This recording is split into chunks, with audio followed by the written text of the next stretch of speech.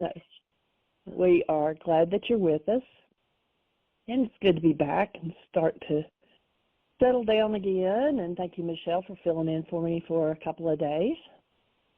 And if you're one of the people that said you had a question and you wanted to talk to Michael, press 1, and that'll put a little hand up, and I'll know that you want to talk.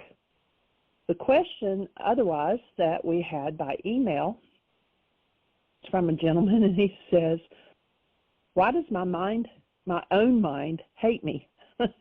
I understand corrupt data. I understand the Christians say it's the devil.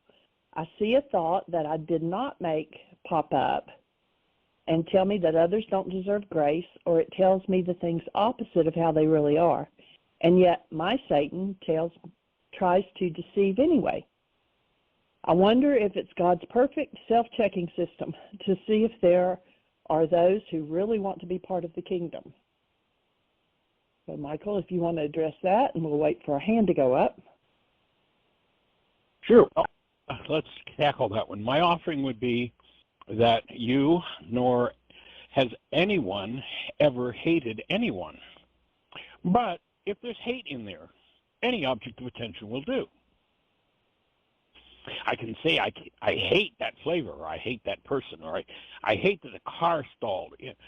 And the mind can project. I think the piece that you probably want to put in here is that, remember our definition of denial. When I think or speak as though something outside of me is the cause of what's moving inside of me, I have to hide the real cause of what's moving inside of me. And we call that dissociation. So I literally dissociate from content of my mind. In this case, probably we're talking about hatred. So now that that's hidden, and I've pressed it down, I've literally put into it an energy that is going to radiate out from me and resonate somebody who's in tune with that energy field, tend to be drawn to me, and then through resonance, a condition in a mind will tend to resonate the same condition in another mind when two people get into proximity with each other. So that energy radiating from me pulls somebody in. They do a behavior based upon their interaction with the energy that I'm radiating, and that behavior is going to be perfectly tuned to resonate that which I've dissociated from. So they do their behavior, and that behavior resonates what I've dissociated from in my own mind, in this case, my hate. So now the brain cells containing hate will fire, and because I have a goal for this object of attention, this person who's just resonated my hatred, gee, I wanted them to support me feeling really good about myself and about our interaction. And now the hate that they've resonated in me, the thought disorders based in hatred, I literally build perception of them from that content. I literally take that content from my mind that is totally and completely hidden from me, and I use it to build a picture. I literally convert that energy, that information, just like your TV set, information comes in through your antenna, and the TV set converts that information into pictures. So now that hate resonated in me, I convert into a picture where you, or what I think is you, the perception of you, the construct in my mind of you, shows up in my mind, made out of my hatred, and of course I can see that it's obviously your hatred because I have the picture of it, and I can see that you really have a problem. Yes, I'm the one who's feeling hatred, I'm the one in pain, but my mind is showing me that you're the one with the problem. And of course, one of the questions we ask often is, if I'm the one with the problem, or pardon me, if they're the one with the problem, why am I the one with the pain? Obviously, if they have pain, they have a problem. If I have pain and I pretend that it's not mine, then obviously I have a problem. So the projection piece is what happens. So when one denies, they dissociate. What they dissociate from, they add energy to. What they add energy to, they radiate out into the world, draw somebody in to play it out. And then that same dissociated content will be projected into my brain's image with that other person, and I'll say, I hate you. And again, nobody's ever hated anybody, but there are thought disorders that lead to what we call hatred. And when those thought disorders are resonated into activity, it's our opportunity to pretend that the pictures in our mind that we're feeling the effect of are about somebody else, or it's the opportunity to recognize I need to come back into direct relationship with this hate-based content. Right now I'm in relationship with it. I'm feeling the pain. I'm feeling the trauma of it. But I'm in indirect relationship because I'm seeing it as a picture of somebody else. What needs to happen in order for me to heal is for me to take those thought disorders that result in what I call hatred and come into direct relationship with them in the presence of love. And when I come into direct relationship with those energetic patterns and love is present, then it's like, shining sunshine on a swimming pool. It starts to evaporate. There's a transmutation of energy. And that's the forgiveness process. And to me, I am so eternally grateful for this man, Yeshua, 2,000 years ago, who understood the way the mind builds perception is by formulating goals. And if the person or the circumstance present is resonating something I've dissociated from, then I'm going to build myself a whole false world that exists nowhere but between my ears. And, of course, I'm going to try to convince other people that this perception that I have is true. If you've ever laid on the beach and, you're looking up into the clouds and all of a sudden you see a clown's face in the cloud. Now, think about it. Is there such a thing as a clown's face in that cloud? Obviously not. Where does the form clown's face come from? My mind. Now, let's say someone's laying on the towel beside me, and I get kind of tickled and excited about this clown, and I tap them on the shoulder and say, look at the clown face up there. And they'll look and they go, clown, what are you talking about, clown face? Remember what you did with them at that point. You hypnotized them. You did your best to convince them that what your perceptual mind was seeing was actually there, and so it probably went something like this. Well, you see those three big clouds up there? See the middle one? Look how it's all fuzzy, just like a clown's hair. And then see those two round, dark kind of circles? See the eyes? And then look, there's the beard and there's the big fat body. And now that you've hypnotized them, now that you've got the brain cells firing for clown in them, they look and go, oh, yes, I see it. Now again, there's no clown there. All there are droplets of water that have come into a shape that resonates something in our minds. Nothing we see in the world resembles anything that our mind shows us. We have energetic patterns. If we could see what was actually there, we'd see this whirring mass of electrons, protons, neutrons, and light. We would not see the world that we have been convinced is out there. And so the objective of this work is to end projection, to come back into relationship with everything that is of a disintegrative nature within us, that is, everything that in any of our previous generations or in our own lives has represented itself inside of us as pain, collapse the pictures made out of that dissociated pain. When those pictures collapse through forgiveness, then the constructs of the mind collapse in on themselves, collapse in on their own footprint, and now you've got access to your own unconscious. That's how we clean out the unconscious mind. And once you give yourself permission to go there and start to do it, yeah, there are times when it can get pretty intense, where it's just like, oh, stop. And I think that's maybe the symbol of the story of the flood, that there comes an overwhelm point that destroys the world. That's a metaphor for you and I live in two different worlds. If you've ever been in a courtroom and watched 6 people testify about an accident, You ask yourself if any two were at the same accident, their descriptors are so different. Why? Because everybody lives in a world of perception, and it is unique and individual to them. Few people ever touch actuality. Few people in your bloodline or my bloodline have ever touched actuality. When we begin to do the work of cleaning up what isn't true, and how do we categorize what isn't true? Everything based in hostility or fear is false. It's not true. It's corrupt data. But if I grab a hold of some corrupt data and make a picture of somebody else out of it, and then I get rid of that person because I know they're the problem in my life, and I never learn to go into my own mind and heal that corrupt data, then I'm going to get to live the title of my book. Why is this happening to me again? Or why are they doing this to me again?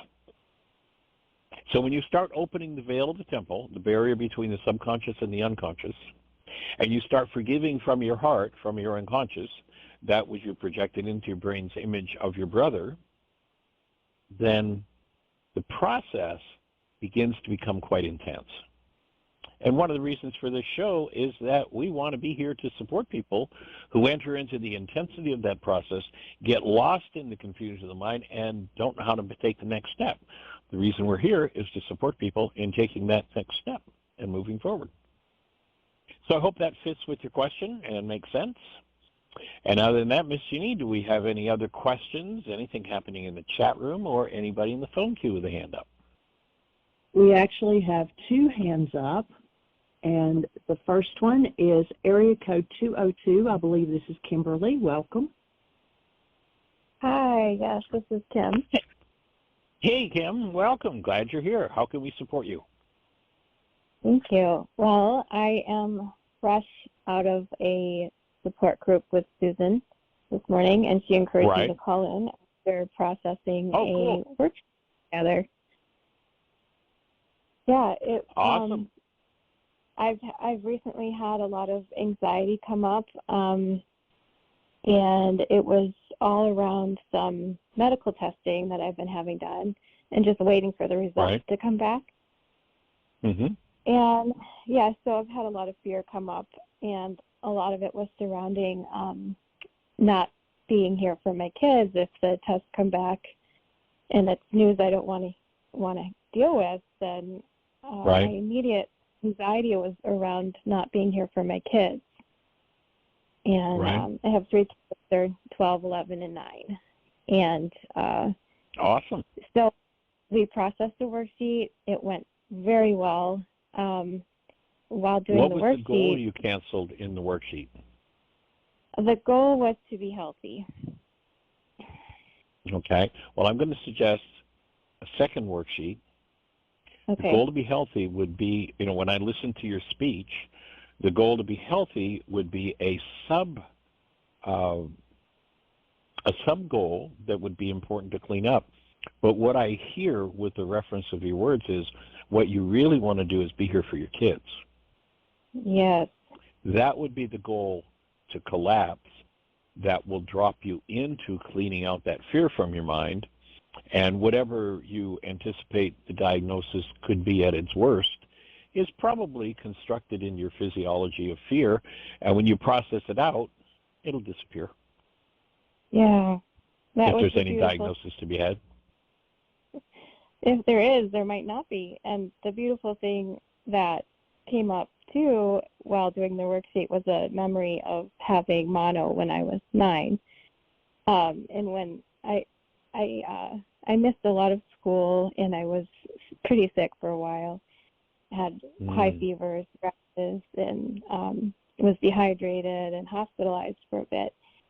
And what I realized was that my mom left and divorced my father soon after I recovered from that. And so I have this strong connection to mothers leaving at it's hard to put into words. I have a lot of emotion around it right now. Got it. Breathing with you. Thank you. I was 9 when I had mono, and my youngest is 9 now. And so there was so much fear in not being there for my youngest and all 3 of my children. And Right. I just made that connection to my mom leaving at that age. And Right. now a lot of my symptoms are similar to having mono. They're not the same by any means, but I had a rash pop up. I had swollen lymph nodes and things like that. So it was just unreal to make that connection. And then to have you say, yeah, I think your main goal here is to be here for your kids, and that's just right on. That is right on. Right. And listening to your language, and I'd make notes, make a note of this would be a goal to work with on a worksheet.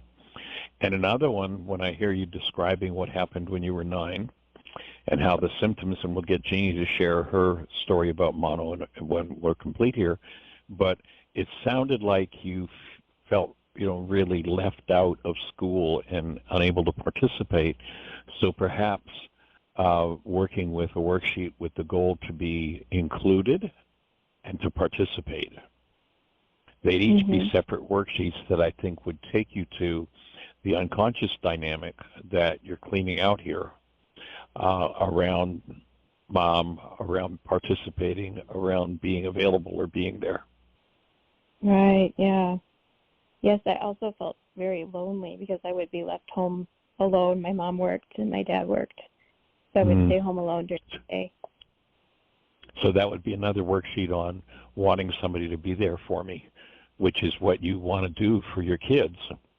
So we're doing some worksheets around the need to be comforted and the desire to comfort your children and be there for them. That would all tie in with this whole complex that ends up resulting in physiological symptoms. And Jeannie was, I'm not remembering, Jeannie, were you 14, I think, when you had mono? And about 3 or 4 months ago. Jeannie, you want to share that story? Sure. Yeah, I was actually 15 and had a lot of issues going on here at home with mom and wanting to get out of the house and whatever. And I was sick with mono and, was just having all kinds of things going on. But anyway, about 3-4 months ago, my throat hurt so bad that I couldn't even swallow water. And I got really dehydrated. And I went to the doctor, and first they tested me, for COVID and strep, and those came back negative. And I said, would you test me for mono? Because Michael had asked me, when have you felt like this before? And the first memory that came up was when I had mono when I was a teen. And I said, my throat hurt so bad. And it was like, at that time, I still had tonsils and everything like closed in. I couldn't breathe. I couldn't swallow. And so anyway, the doctor, and thank goodness we have a very open, naturally physician. Oriented. Yeah. Yeah, and he fully believes that, what manifests physically, that there's an emotional or a mental component behind it. And so anyway, they took blood work, and it came back, and this is so strange. They said, yes, it came back as mono, but it's not an active case. So the only thing it could be was a replay of when I had it when I was a teenager. So it was showing up that, yes, I had mono. Yeah. And, of course, they gave me IV fluids with vitamin C and different things like that in it to get me rehydrated. And, they had tried to give me some medication to take, and I said, I can't even swallow water. How am I supposed to swallow a pill? And so anyway, they were, I went 2 or 3 times to get just an IV drip at the doctor's office, and, they'd put vitamins in it and everything to get my nutrition back up. And then I did a lot of worksheets around, what was going on for me the first time that I had mono. And, why did that come up? And so it was really interesting that it was just, when when energy goes into the system, it creates symptoms. And on the way out, the symptoms look the same. But if, you know, like I could have gotten lost in, oh no, I've got mono again, and let them give me, you know, steroids and antibiotics or whatever.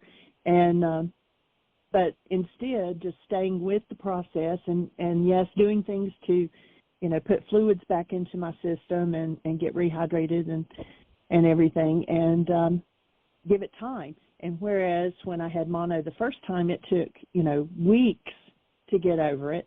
And this time it took maybe 5 or 6 days, and then it was gone. Yeah. But if I had gotten lost in, you know, my fear and the symptomology and everything and taken drugs, pushed it back down again, which would guarantee that somewhere later I would have to face it again.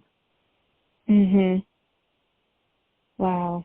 So question, one of the things that always precedes a healing crisis is hitting a new level of vitality and clarity. So before these symptoms started to show up, were you in a new place in your life, a new level of aliveness, vitality, clarity?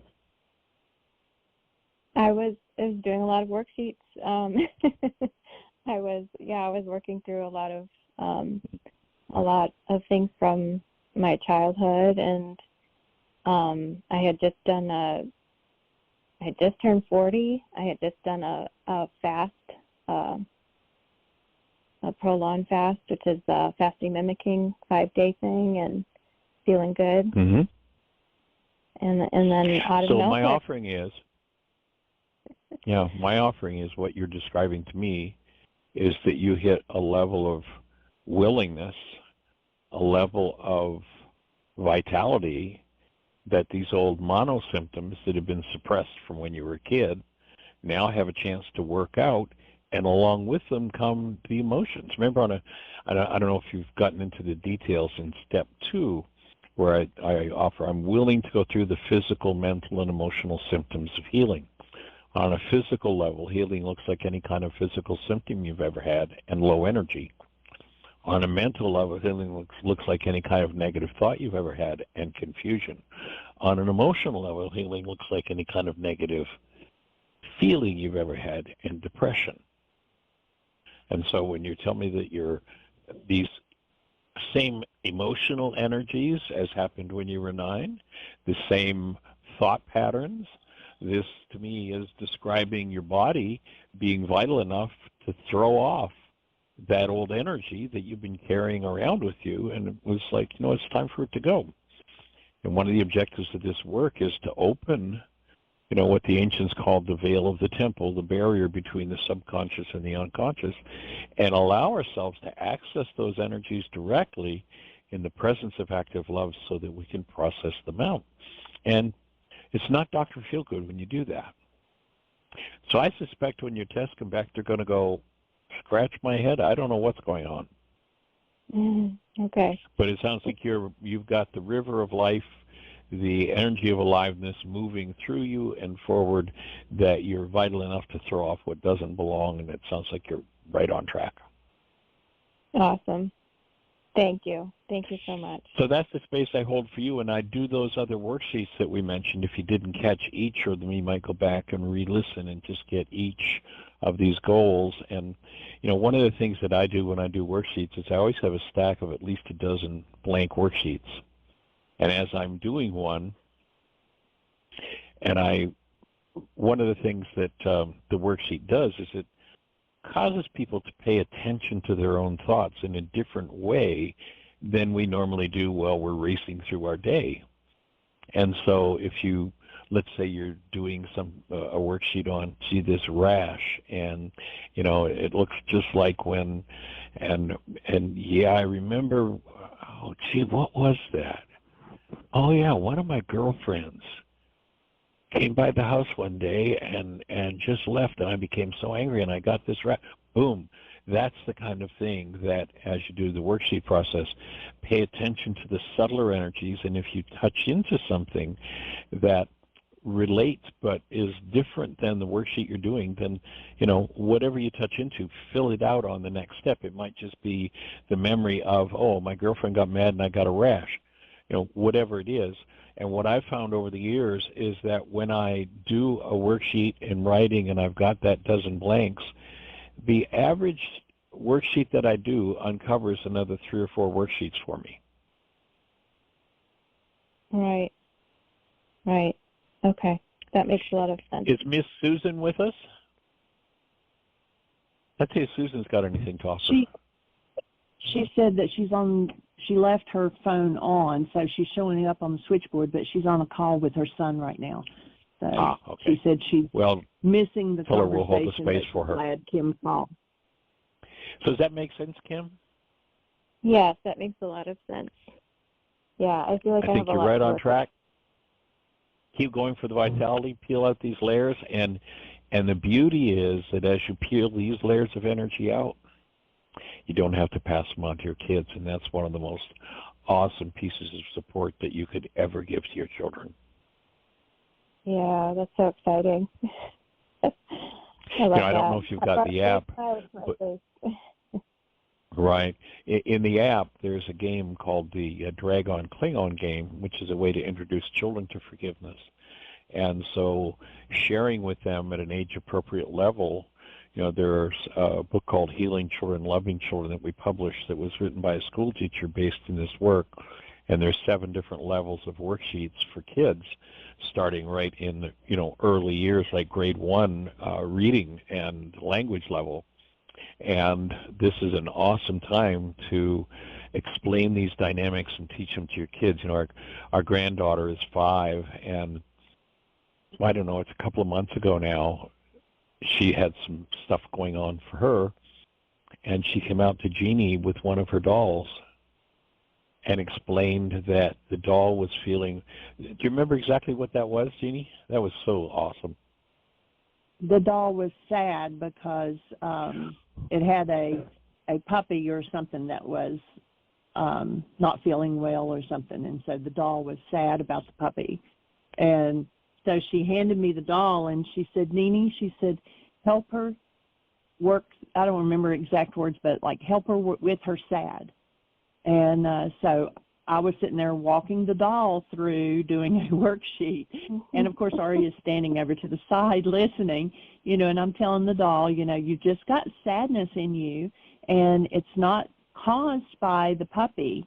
I said, but you can let go of the sadness, and you can hold the space, and be love for your puppy.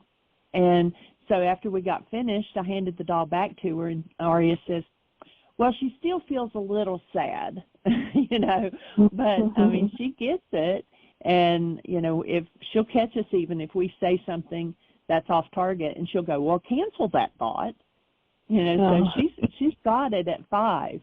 And she leads us through a meditation, she walks us through. She'll say, okay, close your eyes and take a deep breath and exhale. Now take another deep breath and exhale. Now just be where you are and don't get distracted. She just goes on and on for 30 minutes doing a meditation with us, leading us. And so, it's always available for them. A lot of people say, oh, they're too young to get that, but she's definitely got it. They almost awesome have an easier skills time to give them. Yeah. Well, when you think about the kind of guidance we had, at least for me personally, the conversations we're having on this show never could have happened in my family system. And when you work with age-appropriate language for kids, you can introduce them to every idea, and they'll just grow into it, and it's just amazing what they do with it. Their innate intelligence takes over, and they rock it. Yeah, they're so receptive at that age, too. Yes. Yeah, it's definitely the time to teach it to them. Yeah, I do have that book, so I'll have to get it out. We moved. It's been a couple of years, but I still have books and boxes in the basement. So cool. Awesome. Well, if any questions come up in sharing with the kids, please feel free to call us and keep us posted on your progress. But I think you've just moved into a really powerful healing crisis. So you're right on track, and we'll hold space. Awesome. Thank you so much. All right, Kim. Blessings. Nice to say hello. All right, Miss Jeannie, you've got another hand up in the phone queue. Well, I did. It was Terry Bowling, but he's dropped off the switchboard, so he may be on a job or something and had to go. So maybe he'll come back here in a little bit. Probably. Yeah, good. Cool. So we have 20 minutes. Our call-in number, if you're on one of those stations where we can't see you, is 563-999-3581. If you call that number, you're listening to the show directly. And then if you have a question, push 1. That will raise a hand in the control panel. And Jeannie will know you want to say something, and she'll introduce you by your area code. So if you're out there in listener land... Miss Susan's now joined us and has her hand up. So, hi, cool. Welcome. Let's say hello to Susan. Hey, young lady. Hi, welcome back, Jeannie. Thank you. Yes, big welcome back. I'm so thankful. I know, that's great. I basically wanted to ask for prayers for my son. I interrupt the show a lot because he's not at work and he often calls. And he is now at a neurologist finding out about an MRI that showed that his brain had shrunk in the last 15 years. He had a baseline MRI or scan 15 years ago, and he just got another one because he has such anxiety, PTSD from his work, and a propensity anyway, genetically in my family, as you know. And he went, because he's been complaining of brain fog and moments of confusion. In fact, he stopped practicing because he didn't trust himself with the, in the surgery. He didn't want to hurt someone. Right. And yet he's got 2 opposing fears. Of course, he's afraid that this new neurological testing that was suggested he do because of the shrinkage of gray matter, which may be normal for 15 years of getting older. I don't know. But he's going for a follow-up to a neurologist, and he hopes that he's fine on the one hand. It's so like Kim's work, which she did this great piece of work, and I missed most of what you said to her, Michael, just now, because I was on the phone with my son who was driving to a neurologist, and I always talk with him when he calls. He's afraid something's going to be wrong, and he's afraid nothing is wrong. The reason he's afraid nothing is wrong is he thinks he'll have to go back to work. And I said, this is ridiculous. If nothing is wrong, then you have to look at what's been wrong. The MRI and the scans may not show, but what you've been through needs addressing, and something is wrong. But on the other hand, he said, if they don't find anything wrong, I have to go back to work. Why? Because I have to make money. Why? He feels this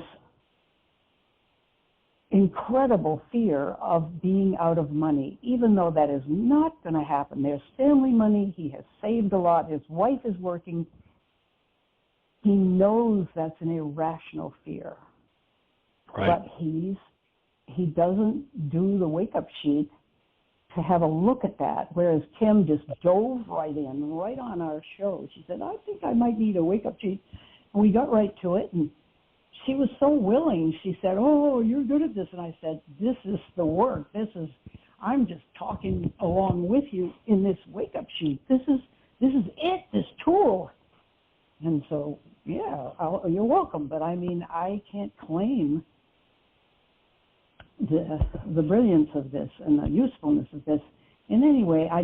I'm calling because I do wake-up sheets, I do mind shifters. I really feel as if I have become much healthier than I would have ever been about what's going on with my son, and yet here he is, and so I'm asking for prayers. And any suggestions, Well, we'll of course. definitely. Yeah, the first thing when you started talking about what was going on with him was to check his hydration. Oh, Is he I know. staying hydrated? Yeah, I did. I said you've got to drink a big glass of warm water with lemon and maybe cayenne or something in it first thing in the morning before you have coffee or anything. Get that in you, and he's doing it. So, Yeah. And He is a coffee drinker? I think he is a coffee drinker. And yeah. I know Coffee's that's very dehydrating. Yeah, it is. And, you know, while he was a doctor, he wouldn't have anything until the late afternoon. Nothing. He'd get terribly dehydrated. So he knows that's an issue, but he's trying to tend to that. And also he drinks at night when he's home and anxious. When he's on he has the sailboat he's fixing up. When he's on the boat, he says, I'm not interested in having a drink. I don't need a drink. I feel great. I love being out here on the sailboat. And the fact that he can do that means he's got a lot of healthy tissue in there. And that maybe he needs to retire from being a doctor. It's been 20 years of serious malfunctioning in hospital. Oh, it's terrible. And he's sensitive. He brings home his patients in his mind. He's on the internet in the middle of the night to read the latest labs and find out if they're doing all right. He'll race in there if somebody isn't doing well. His sleep is all askew because of that, even when he's not on call. It's been a hard life. And I'm an advocate for him retiring from that into something he loves. But he's not letting himself because of these, I think they're irrational fears, but I think they're generational, and they could be addressed with the tools. Yeah. You know, I remember back, this is probably 25 years ago, I was teaching in Gainesville, Florida, and the dean of the medical school at the University of Florida in Gainesville was at the workshop. Another physician that had been studying my work had invited him. And afterward, we did a still point session. And when we completed that still point session, we just, were in conversation. And I put forward the idea, what would it be like if medical school were a warm, loving, caring environment where people came to be healed and went out as healed healers? And he was just like, almost gasping for air as I said that, like, what a radical idea. But of course, and he actually quit. He resigned as dean of the medical school and went into, I'm not sure exactly what his it was, but bringing alternative medicine into medical schools. It really did impact him. And it sounds like Jonathan could use some just warm, loving, tender care for himself, and it sounds like time for him to give himself that. He's got such in the meantime, guilt. He's got a lot Has he got anything to be guilty for? He feels guilty about abandoning his partners. He feels guilty about not earning money.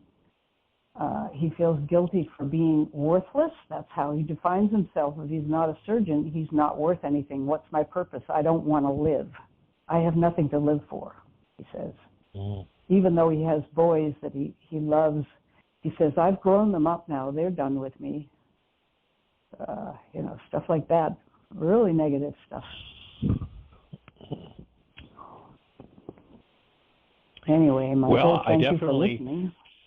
Hold the space of an extending love in his direction and support and caring on an energetic level that he can open his mind to something other than what he's been trained to do. It sounds like he keeps himself under just an enormous amount of stress. He does. And it's amazing with the knowledge that we have today that things like medical schools don't teach that and bring healing to their students. Amazing. It is. But certainly joining you and holding the space for him. Thanks, Michael. I appreciate it. Yeah. Especially right now. He's talking to the neurologist. And I hope he's a gentle, good guy who understands the breadth of this. It's not just the results of a test. He really needs guidance. So thank you. You are most welcome and absolutely deserving, and so is he. And I hope that energy breaks through to him of what he deserves, the kind of care and concern that he puts into his patients. Would be nice to see him give himself a share of that. Oh, absolutely. Totally. Yeah. So let's join in mind energy and floating that idea, and that it floats right by him, and he picks it up and goes with it. You know, I was doing some research the other day. Excuse me. Go ahead. No, you go ahead. I'll ask my question in a sec. What are you going to say? Oh, well, I was just going to say I had done some research. I've mentioned in a couple of shows recently about how mind energy, that all matter is transparent to mind energy. And I've mentioned the idea that there are inventions that have happened in different places simultaneously. People had no contact with each other. Oh, yeah. But I had no idea. I started doing some research, and it's like there are hundreds and hundreds and hundreds of examples of that, just like all over the globe. So I'll just, when the Course talks about, strengthening a mind, strengthening a thought, I'll certainly invite everybody in our audience to focus their energy toward you and extending that thought to Jonathan of safety, of healing, of awareness, and that he's able to embrace these underlying dynamics and get himself free of it. Thanks.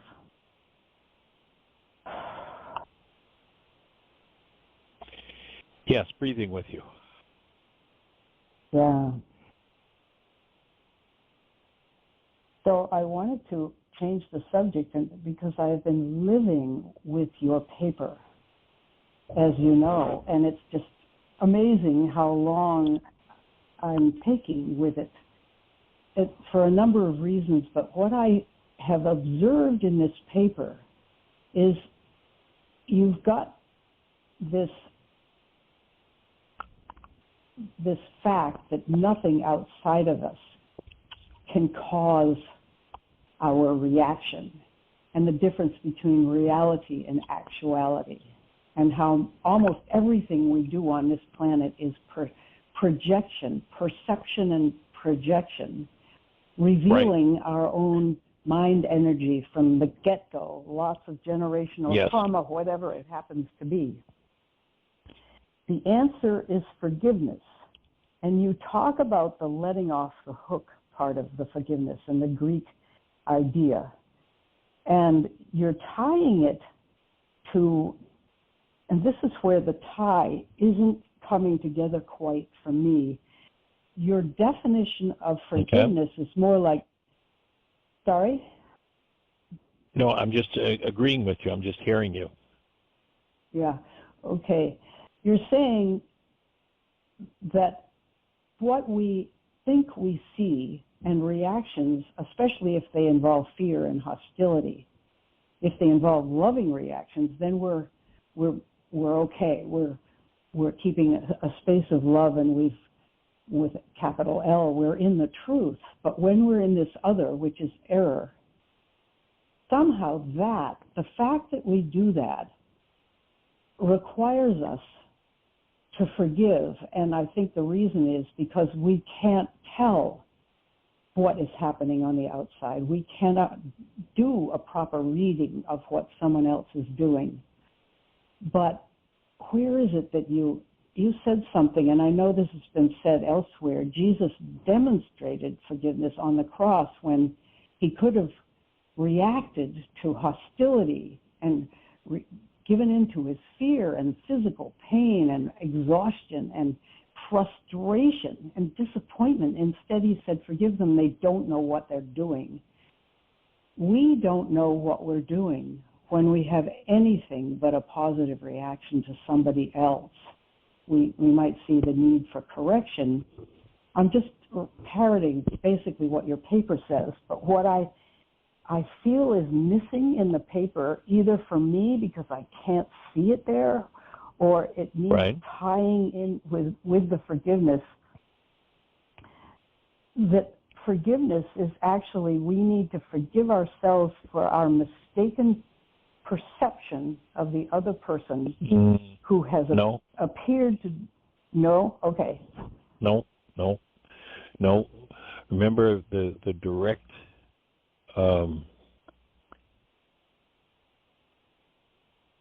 the direction in that regard would be never ever forgive yourself, never ever forgive anyone else for anything. Pardon, if you will. You know, if I'm off the mark and I go, I made a mistake, so I'm going to let myself off the hook for that mistake, or let you off the hook for a mistake you made. That's nice, and we need to be able to label it for what it is. It's pardoning. Right. And then recognize that the underlying energetic dynamic that is corrupt data is based in hostility or fear. That's where I apply forgiveness, to remove that. So if we were to quote Yeshua from the cross, he wouldn't be saying, let them off the hook, they don't know what the heck they're doing, the mistake they're making.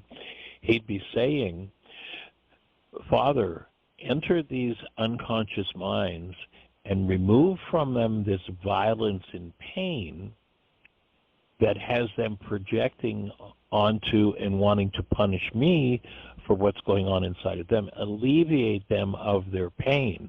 And so forgiveness is about alleviating us, applied to our own minds, and alleviating us of our corrupt data. And that's ultimately what I'm working to get across there. And if there's a place where I'm not making that transition, I love your feedback, and I'll certainly look at how I can make it clearer.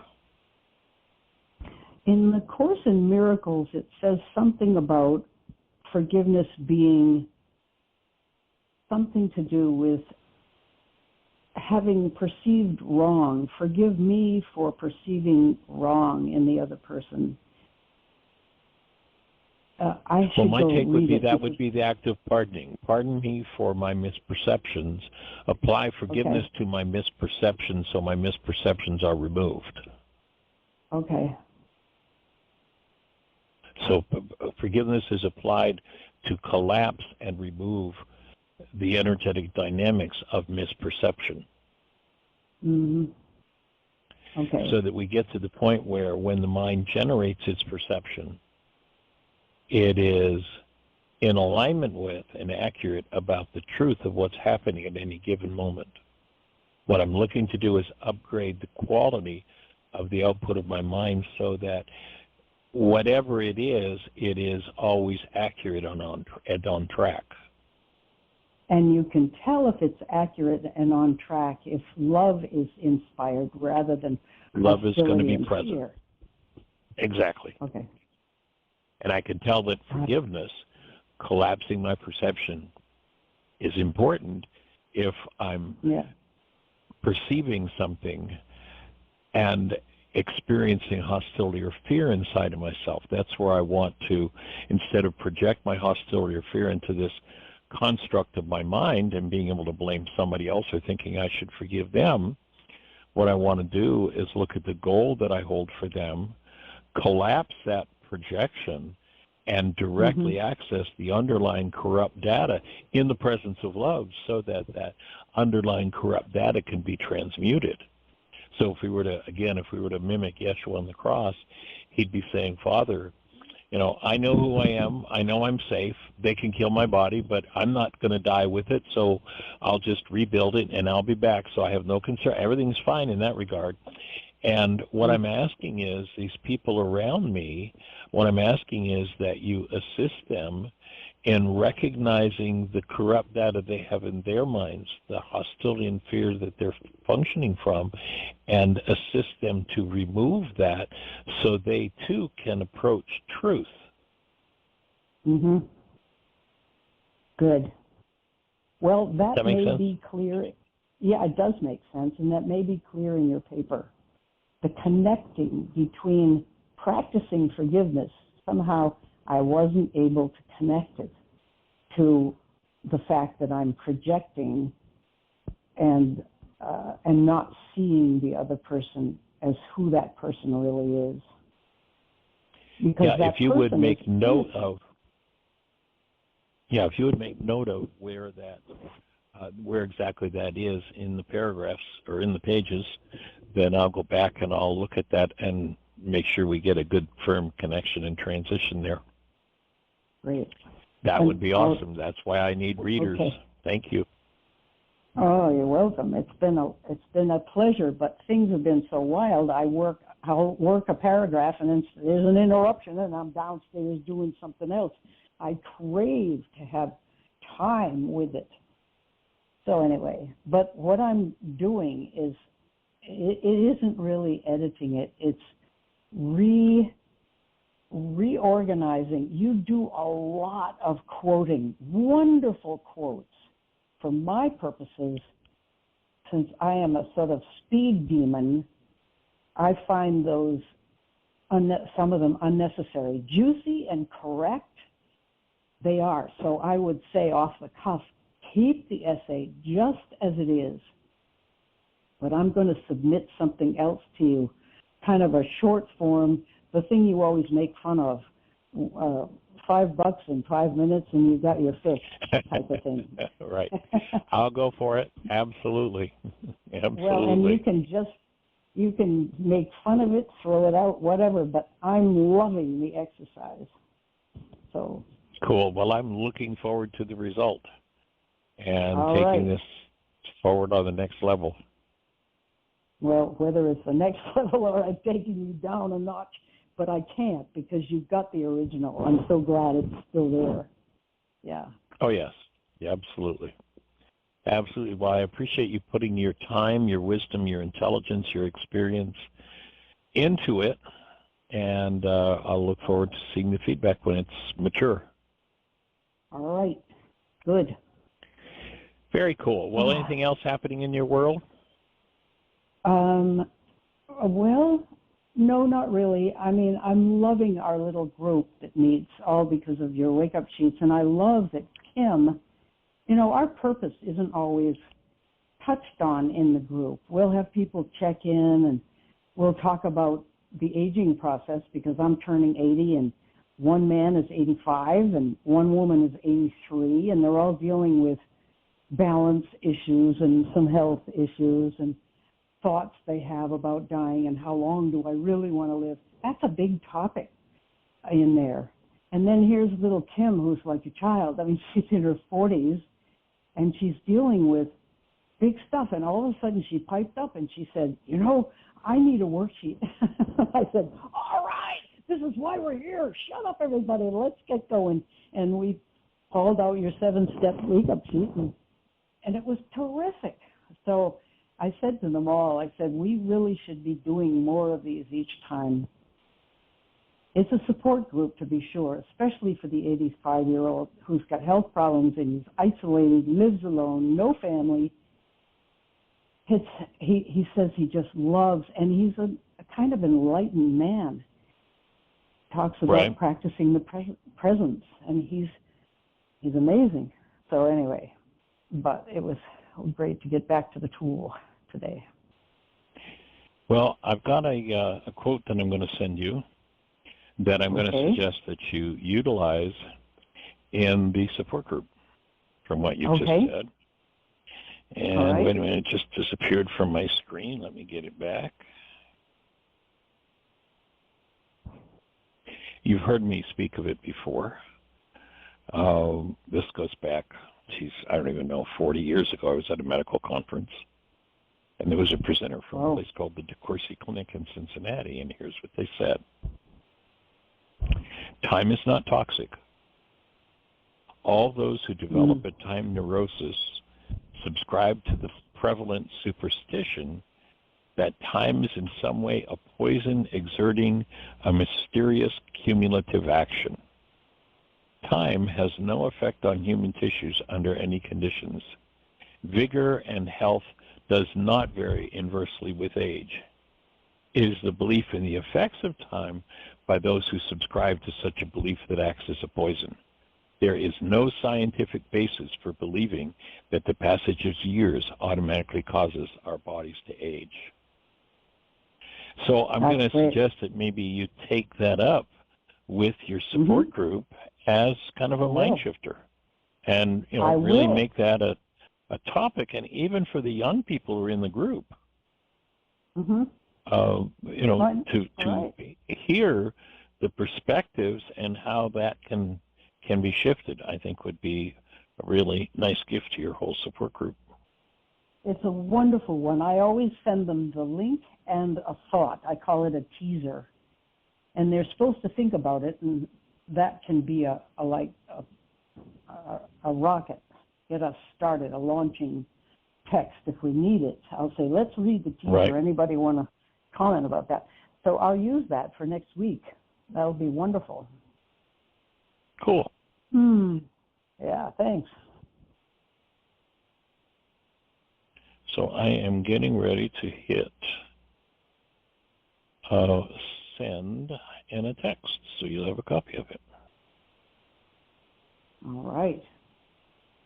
Awesome. Glad you brought it up. That's a topic that needs to be addressed on our planet for sure. It is such a deep, deep hypnotic suggestion that time is the enemy. Oh, it is. It is. I love hearing it. Yeah. Boy, that's good. I hope we can talk about it on the radio show, too, a little bit more. Not today, but... Absolutely. Maybe if it seems appropriate, if you bring that up in the group next week, maybe afterward invite everybody to join the show and let's have a conversation about youthing as opposed to aging. Wonderful. I will. Great. That'd be fun. I'll be your first that would be customer. Yeah. Okay. Awesome. All right, young lady. Well, we appreciate you. How's Tim doing? Tim Bingham is doing really well. He's doing that neural rerouting of neural pathways. I'm doing it too, but it's having a tremendous effect on him. It's really his modality more than anything else. Yeah, good. Fabulous. I'm glad he's got it. I feel as if our radio show has been a kind of neural pathway adjusting program for the whole time I've been on, but he's doing it this way. So that's good. Different approach. Awesome. Well, tell him we send hello, send our love and hugs, and everybody have the best year yet of your eternal life. It's an awesome gift to give the world.